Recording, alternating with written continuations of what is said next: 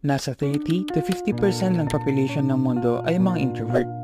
Kaya't malaki ang chance na ikaw ay isang introvert kung meron ka ng mga sumusunod na signs. Pang-solo ang hobbies mo. Nag-enjoy ka ba sa arts like drawing, music, either playing and writing, o kaya mahilig kang magbasa ng libro? Mas gusto mo ba ang mga ganitong hobbies na hindi masyadong nangangailangan ng interaction sa ibang tao? Kilala ang mga introverts sa pagpili ng mga activities tulad ng mga nabanggit ko kaysa sa mga interactive and physical activities tulad ng pagsali sa fun run, partying, going to the mall, and the likes.